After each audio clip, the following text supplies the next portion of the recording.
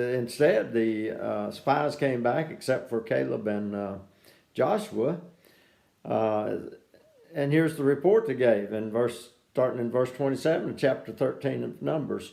And we came to the land which you sent us. It flows with milk and honey, and this is its fruit. However, the people who dwell in the land are strong, and the cities are fortified and very large. And besides, we saw the descendants of Anak there.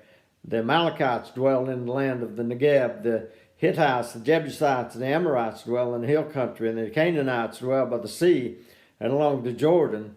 But Caleb quieted the people before Moses and said, "Let us go up at once and occupy it, for we are well able to overcome it." Then the men who had grown up with him said, "We are not able to go up against the people, for they are stronger than we are."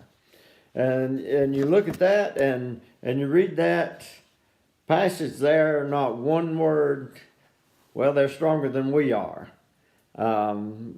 If that's all you're ever accomplished in this life is what you're able to accomplish, and you're not going to accomplish a whole lot for God. And if that's who we're supposed to be serving, then where's God at? We want to do things in our own strength, and we work hard, and we should. I'm not against the working hard, and I've worked hard all my life, so trying to kind of semi-retired now, but here I am in Romania working as a missionary, my wife and I, and so real retirement doesn't come, but you do have to slow down a little bit. The body don't keep up like it used to, but at any rate, I'm not afraid of hard work, and but just to do hard work and what we can accomplish with that hard work, and what we can accomplish with our money or whatever resources we can come up with, the people we can bring in and to align ourselves with to help us to do.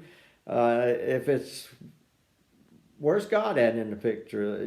My question is, what are we going to accomplish? Not a whole lot. You and I would probably be still in our sins today if it had not been for people of faith that did the great things and allowed God to move in their lives and watched Him do instead of what they could do through things. Here we have these people, the children of Israel, and they go up and they spy out the land, and they come back just based on what? Well, that's more than we can handle. Well, what about God? How much can He handle? Is it more than He could handle, or what happened? Because you look back, when they left Egypt, it was more than they could handle. But God was in the picture there.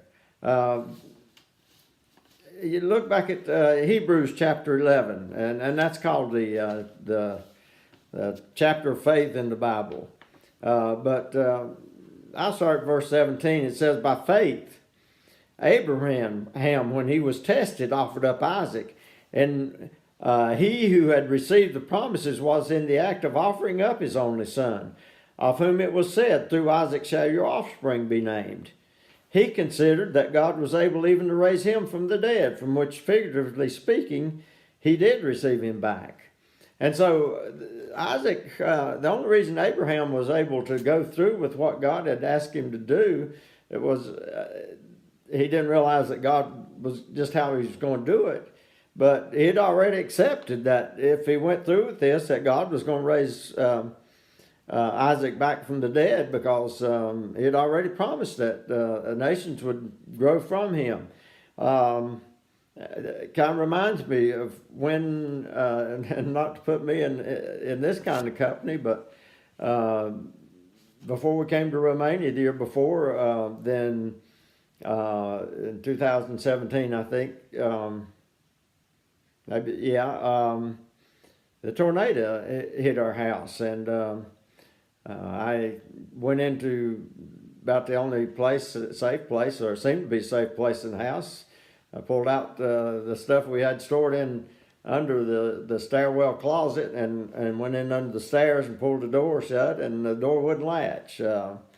And I pulled it shut about 3 times, and it never would latch. I want to be careful. I believe God speaks to us through His Word, but God didn't speak to me in an audible voice, and this don't carry the same weight as Scripture, but it's just like God had said to me in my spirit. Well, if you're going to Romania, and we knew that at the time already that we were coming to Romania, and that's where God was sending us, and it was like He just comforted my spirit and said, well, if you're going to Romania, you can't die here. And so I said, okay, I'm not going to worry about the door not latching. My thought was, well, the wind's just going to suck it open if I can't get it latched, and the keeper wouldn't go in place. And so I just let it go and sat there and waited it out. I didn't know if I'd have a roof on over my head when I came out, but I knew I was going to be safe because I knew what God had called me to do. And here it is, Abraham. God had told him to do something that sounded horrible, but Abraham knew the promise that God had made, and he trusted God, and he trusted God that somehow, if he took the life of his son Isaac, that God was going to raise him up again. And so God did it differently than that, but Abraham trusted God. By faith, Isaac invoked the future blessings on Jacob and Esau. By faith, Jacob, when dying, blessed each of the sons of Joseph, bowing in worship over the head of his staff.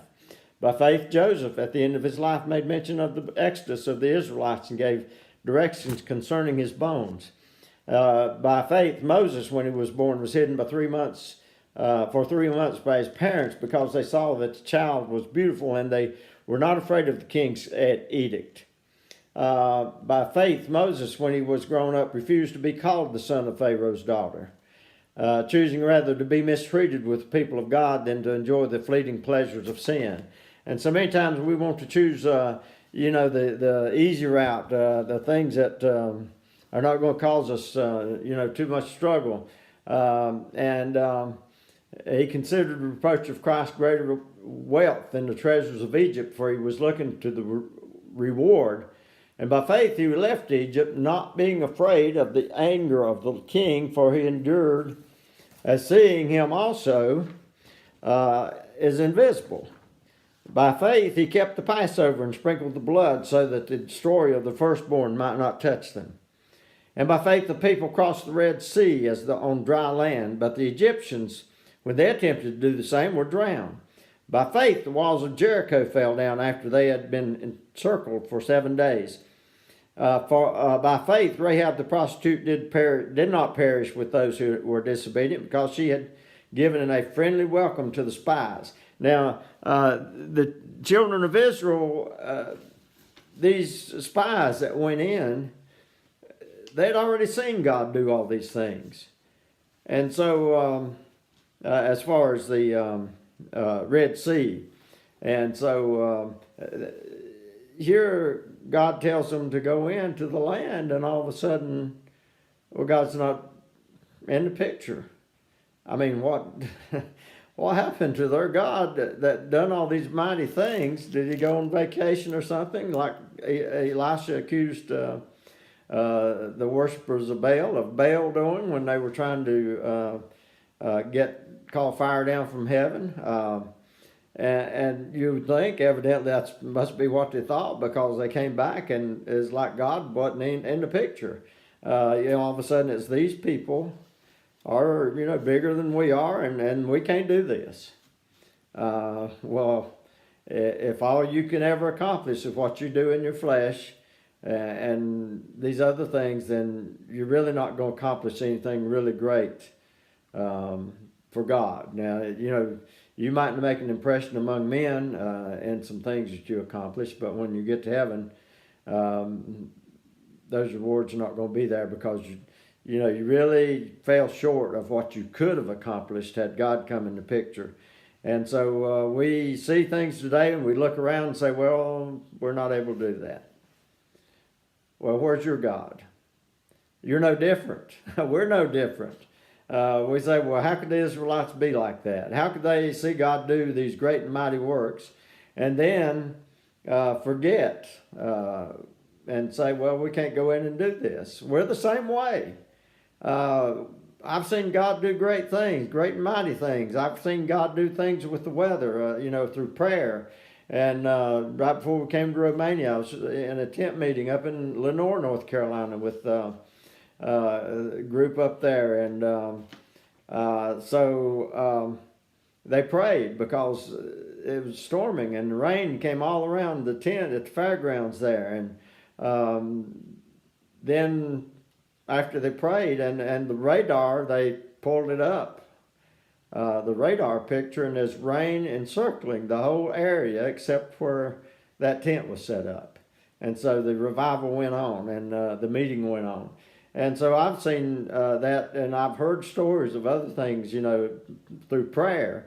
And yet we see the weatherman, and he says, well, it's going to rain tomorrow. And we say, well, we can't do this, we can't do that. Calling for rain here in Chesapeake for the next 14 days. And, we just need to be careful that we don't say, well, we can't do this and can't do that because this is coming. Now, I'm not saying don't make plans. The weather prognosticators are just that. They predict the weather, and they do a pretty good job of it.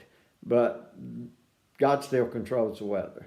So, yes, be prepared. But if you're going to pray and ask God, then be prepared to see what he does and to help get maybe the work done. His work will get done. Our work may not. But if it's his work, the weather doesn't control God. God controls the weather. And let me hurry on. I'm finish this up. But it says, and what more shall I say, for time would fail me to tell of Gideon, Barak, Samson, Jephthah, David, and Samuel, and the prophets, who through faith conquered kingdoms, enforced justice, obtained promises, stopped the mouths of lions, quenched the power of fire, escaped the edge of the sword, and were made strong out of weakness, became mighty in war, and put foreign armies to flight. Women received back their dead by resurrection. Some were tortured, refusing to accept release so that they might rise again to a better life. Others suffered mocking and flogging and even chains and imprisonment. They were stoned, they were sawn in two, they were killed with the sword. They went about in the skins of sheep and goats, destitute and afflicted and mistreated, all of whom the world was not worthy, wandering about in deserts and mountains and in the dens and caves of the earth. And all these, though commended through their faith, did not receive what was promised, since God had provided something better for us, that apart from us they should not be made perfect. And so these men put their lives on the line, and they risked their lives based on faith that they had in God. And so, let's be careful we don't leave God out of the picture wherever we're at. It doesn't matter if we're serving in the States, we're in Romania, we're in Africa, or whatever country a person is serving in. Then if we're going to do it in the flesh, we're not going to accomplish a whole lot. Let's not look and see at the circumstances after what God has done for us. If he saved your soul, he's done a great miracle there. And so don't go up and say, well, boy, I've looked at the circumstances here and it just doesn't look possible to do this. Well, how about asking God if it's in his plan? And if it's his plan, then you might as well go ahead and do it and plan on getting it done instead of saying, well, I can't do it. What about God? How about giving God a chance at least to see what he can do? And I'll close and let you go with that thought. How about seeing what God will do instead of what I can do today and what someone else can do? Like I say, I'm not afraid. Yes, it may require some hard work, and it may require some resources that we can. Bible says we have not because we ask not. So I believe in that. But let's not leave God out of the picture. And whether, like I say, you're back home in the States or wherever you may be serving at, and that's what we're to be as servants. And so let's just serve him and don't let the bad reports deter us from what God has called us to do. If God's called you to do something, you need to be about doing it and not worry about what the circumstances look like. Call on God if he's called you to it. Now, if he hadn't called you, you better, you maybe need to back off. And I've done that before too. I've tried to push the way into circumstances and do things that just weren't there, and God wasn't in. But I was seeking a way to serve Him. But once we know where He wants us and what He wants us to do, then stand fast and ask God, and then stand back. I don't mean just stand back and do nothing, but kind of stand back and watch and see what God will do. Thank you. Good day. Dale Little with Rescue America Ministries. In Chestnut,